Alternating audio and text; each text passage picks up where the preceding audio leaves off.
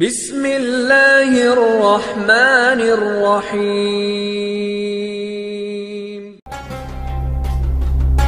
اسلام قبول کرنے سے کئی سال پہلے حضرت عمر بن خطاب رضی اللہ تعالیٰ عنہ ایک دفعہ تجارتی قافلے کے ساتھ مال لے کر مکہ سے شام گئے۔ قافلہ میں قریش کے کئی اور بڑے سردار بھی شامل تھے۔ یہ قافلہ شام کے سب سے بڑے شہر دمشق گیا اور وہاں اپنا مال بیچ کر مکہ واپس روانہ ہوا۔ تھوڑا سا فاصلہ طے کرنے پر حضرت عمر کو یاد آیا کہ ان کے ایک رشتہ دار خاتون نے انہیں کچھ سونا دیا تھا کہ اسے بیچ کر اس کے لیے کچھ کپڑے وغیرہ لیتے آئیں۔ انہوں نے اپنے قافلے کے ساتھیوں سے کہا، فلاں عورت کے کام کرنے واپس دمشق جا رہا ہوں، کوشش کروں گا کہ یہ کام کر کے جلد واپس آ جاؤں۔ حضرت عمر واپس دمشق گئے تو بازار بند ہو چکا تھا۔ مجبوراً وہ ایک مسافر خانہ میں ٹھہرے اور سو گئے۔ تھوڑی دیر کے بعد اللہ کا ایک بندہ مسافر خانے میں آیا۔ اس نے حضرت عمر کو جگایا اور اپنے ساتھ اپنے گھر لے آیا۔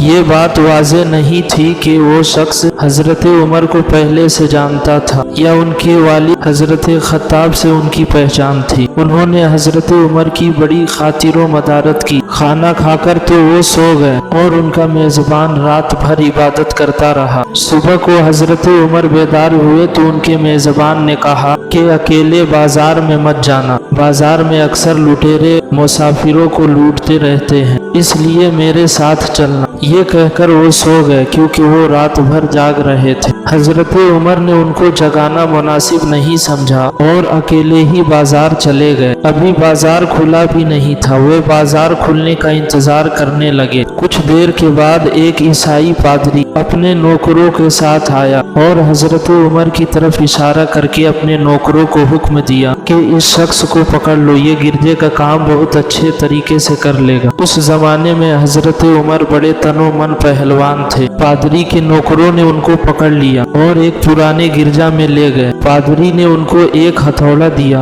اور ایک دیوار توڑنے کے لیے لگا دیا۔ ایسا معلوم ہوتا تھا کہ وہ اس جگہ پر ایک نیا گرجا گھر بنوانا چاہتا تھا۔ حضرت عمر دن بھر کام کرتے رہے، کہیں شام کو جا کر چھٹی ملی۔ وہ تھکے ہارے واپس مسافر خانے میں آ کر بیٹھ گئے۔ پہلے ہی دن والا نیک آدمی پھر آیا اور اس نے پوچھا کہ آپ کدھر چلے گئے تھے؟ حضرت عمر نے اسے سارا قصہ بتا دیا۔ وہ شخص آج بھی ان کو اپنے گھر لے گیا اور ان کی بڑی خاطر و مدارت کی اور ان کو تاکید کی کہ کل بازار جاتے وقت مجھے ساتھ لے جانا۔ اس کے بعد وہ عبادت میں مشغول ہو گیا اور حضرت عمر سو گئے۔ دوسرے دن حضرت عمر بیدار ہوئے تو اپنے نیک میزبان کو سوتے پایا۔ انہوں نے اس بار بھی ان کو جگانا مناسب نہیں سمجھا اور اکیلے ہی بازار چلے گئے۔ اتفاق سے پھر وہی پادری اپنے نوکروں کے ساتھ آیا اور حضرت عمر کو پکڑ کر اپنے ساتھ لے گیا۔ ان کو غصہ تو بہت آیا لیکن کیا کرتے، غیر ملک میں وہ اکیلے تھے اور کوئی ہتھیار بھی پاس نہیں تھا۔ دوسری طرف پادری کے ساتھ 7-8 نوکر تھے اور وہ سب ہتھیار بند تھے۔ پہلے دن کی طرح حضرت عمر ہتھوڑے کے ساتھ دیوار توڑتے رہے۔ جب دھوپ تیز ہوئی تو پادری اور ان کے نوکر انہیں کام میں مشغول دیکھ کر چلے گئے اور حضرت عمر دیوار کے سائے میں دم لینے کے لیے بیٹھ گئے۔ اتنے میں وہ پادری گھوڑے پر سوار چپکے سے آیا اور حضرت عمر کے سر پر ضرب لگائی اور کہا کہ ہم سب گھر گئے تو تو نے کام ہی چھوڑ دیا۔ اب حضرت عمر کو صبر کی تاب نہ رہی۔ انہوں نے ادھر ادھر نظر دوڑائی، ہر طرف سناٹا تھا۔ انہوں نے پادری کو گھوڑے سے کھینچ کر نیچے گرا دیا اور اس کے سر پر ہتھوڑا مارنا شروع کر دیا۔ وہ بہت چیخا چلایا لیکن اس کی مدد کے لیے کوئی نہیں پہنچا۔ حضرت عمر نے ایک ٹوٹی ہوئی دیوار کا ٹکڑا اٹھا کر بھاری ٹکڑا اس کے سر پر دے مارا۔ وہ پہلے ہی زخمی تھا، اب اس نے دم لے لیا۔ اس کو مرتے دیکھ کر حضرت عمر تیزی سے بھاگ کھڑے ہوئے اور جس راستے سے دمشق آئے تھے وہ راستہ چھوڑ کر ایک دوسرے راستے پر چل پڑے۔ شہر سے کافی دور کھچر پر سوار انہیں ایک رومی ملا جو روم سے تعلق رکھتا تھا۔ وہ ان کے ساتھ چلنے لگا، وہ ان کے ساتھ کچھ باتیں کرنے لگا لیکن نہ حضرت عمر ان کی زبان سمجھتے تھے اور نہ وہ ان کی زبان سمجھتا تھا۔ اس نے یکا یک اپنی تلوار پر ہاتھ ڈالا۔ حضرت عمر سمجھ گئے کہ وہ ان پر وار کرنا چاہتا ہے۔ انہوں نے فوراً ہی اسے خچر سے کھینچ لیا اور انہوں نے اس کا تلوار کھینچ کر ایک ہی وار میں اس کا کام تمام کر دیا۔ پھر آپ خچر پر سوار ہو کر آگے چلے۔ اس کے بعد کیا ہوا اس کا حال حضرت عمر نے خود اس طرح بیان کیا ہے کہ اس جگہ سے روانہ ہو کر میں ایک گرجے گھر میں پہنچا۔ یہاں عیسائیوں کی ایک جماعت رہتی تھی۔ میں گرجے کے اندر داخل ہوا تو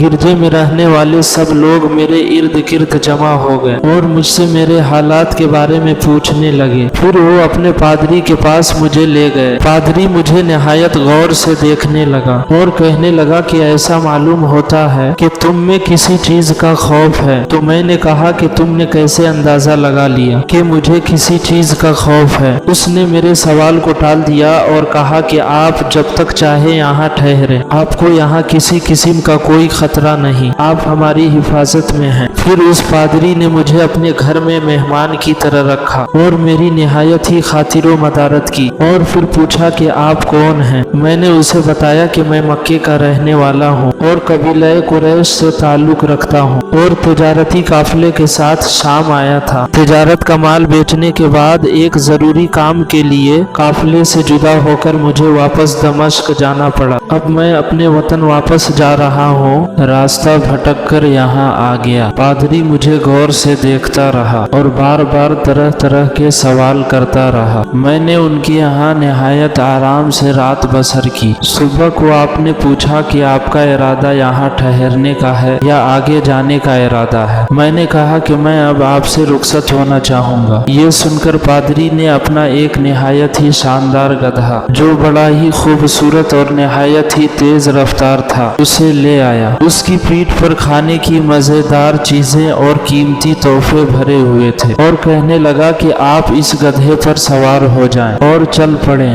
راستے میں آپ کا گزر کسی عیسائی کے مکان سے ہوگا تو وہ آپ کو اس گدھے پر سوار دیکھ کر آپ کی بے حد تعظیم کرے گا اور آپ کی خاطر و مدارت میں کوئی کسر نہیں چھوڑے گا۔ یہ کہہ کر پادری نے میرا ہاتھ پکڑا اور تنہائی میں لے کر گیا اور کہنے لگا کہ اے عمر، آپ پر میرا حق واجب ہو گیا۔ تو میں نے کہا بے شک۔ اس نے کہا کہ آپ کا تعلق ایک معزز قوم سے ہے، میری آپ سے ایک گزارش ہے۔ میں نے کہا کہ آپ بیان کریں، لیکن حیرت کی بات ہے کہ آپ جیسا بڑا آدمی مجھ جیسا پریشان حال مسافر سے کوئی گزارش رکھتا؟ اس نے بڑے یقین بھرے لہجے میں کہا، میں ایک ایسا آدمی ہوں جسے اللہ تعالیٰ نے آسمانی کتابوں کا علم عطا کیا ہے۔ میں نے آپ کی ذات میں بہت سی ایسی نشانیاں دیکھی ہے جو یہ ظاہر کرتی ہے کہ جب ایک مقررہ مدت پوری ہو جائے گی تو حالات میں زبردست تبدیلی آئے گی۔ اس وقت آپ ہمارے ملک کے حاکم بن جائیں گے اور یہاں کے سب شہروں میں آپ ہی کا حکم چلے گا۔ اس کے بعد پادری نے اپنے جیب سے دوات، قلم اور کاغذ نکال کر کہا کہ میری گزارش یہ ہے کہ آپ اس کاغذ پر لکھ دیں، اس گرجے اور اس کی جائیداد پر کسی قسم کا کوئی موصول لاگو نہیں کیا جائے گا۔ میں نے حیران ہو کر پادری سے کہا کہ آپ مجھ سے مذاق تو نہیں کر رہے؟ اس نے کہا کہ قسم ہے اس ذات پر جس نے عیسیٰ علیہ السلام پر انجیل نازل کیا، میں جو کچھ کہہ رہا ہوں وہ سب سچ ہے۔ آپ مہربانی کریں اور میری درخواست قبول فرمائیں۔ میں نے پادری کے باتوں کو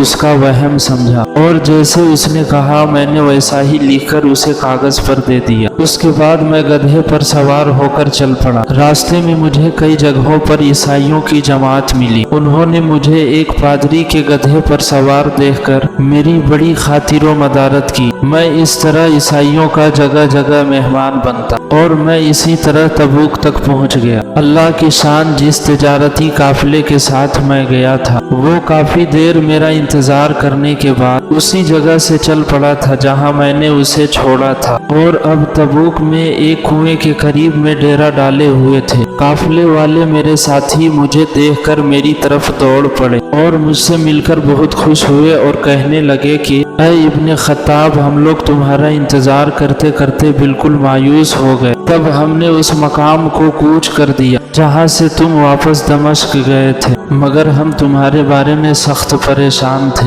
یہ تو بتاؤ کہ اتنے دن تم کہاں رہے؟ میں نے وہ تمام حالات بیان کیے جو مجھے پیش آئے، مگر پادری سے جو میری گفتگو تنہائی میں ہوئی وہ بالکل ظاہر نہیں کیا، क्योंकि मैं पादरी की उस बातों को उसका वहम समझता था और उसकी अकीदे की उसकी कमजोरी समझता था। कुरैश के एक सरदार अबू सुफिया भी उस काफिले में शामिल थे। उन्होंने मुझे इस शानदार गधे पर सवार देखकर कहा, अरे तुम लोग इस नौजवान की इकबाल मंदी तो देखो, इसे किसी ऐसे मैदान में छोड़ दिया जाए जहाँ पानी हो न सब्जा, फिर भी इसे रिज्क मिल जाएगा। पादरी ने मुझे रुखसत करते वक्त कहा था कि जब मैं अपने साथियों से मिल जाऊं और गधे की जरूरत ना रहे तो रस्सी को मजबूती से बांधकर गधे को इसी जगह पर छोड़ दूं। लिहाजा मैंने ऐसा ही किया। ये देखकर अबू सुफियान ने कहा कि अरे तुम ये क्या कर दिया, गधे को इसी जगह पर छोड़ दिया जहाँ अक्सर चोर उचक्के और दरिंदे गुजरते रहते हैं। मैंने कहा कि इसके मालिक ने मुझे ऐसा ही करने की हिदायत की थी, वो उसकी आदतों से ज्यादा वाकिफ है। अब वो जगह गधा वाला कुआं के नाम से मशहूर है। वहाँ से रवाना होकर हमारा काफिला मक्का पहुँचा। मेरी और पादरी के दरमियान जो गुफ्तगू हुई थी वो मुझे भुलाए ना भूलती थी। पहले तो कई दिन तक उसे मैंने अपने ही दिल में रखा, मुझसे जब्त ना हुआ और मैंने ये राज अपने रिश्तेदार खातून के सामने रखा जिसने मुझे सोना दिया था। वो बड़ी अक्लमंद खातून थी। उसने मुझसे कहा कि ऐ इब्ने खत्ताब, मैं तुम्हारे बचपन से ही तुम में अच्छी निशानियां देख रही हूँ। जब तुम बहुत छोटे थे तो मैंने एक दफा ख्वाब में देखा कि तुम लंबे होते जा रहे हो और तुम्हारा कद इतना लंबा हो गया है कि तूने आसमान को छू लिया है। ये देखकर मैंने ख्वाब में कहा कि अरे ये मेरे बच्चे की क्या हालत हो गई है। तो किसी ने कहा कि ये लड़का दुनिया और आखिरत में भलाई पाने वाला बनेगा। जाहिलियत के जमाने में इस किस्म के बातों का मतलब मेरे समझ में नहीं आता था। मक्का में एक शख्स अहले किताब यानी यहूदो नसारा में से था जो बहुत गुमनाम था। आम लोग तो उससे वाकिफ भी नहीं थे, लेकिन कुरैश के कुछ सरदार उसे पहचानते थे और उसकी बहुत इज्जत करते थे।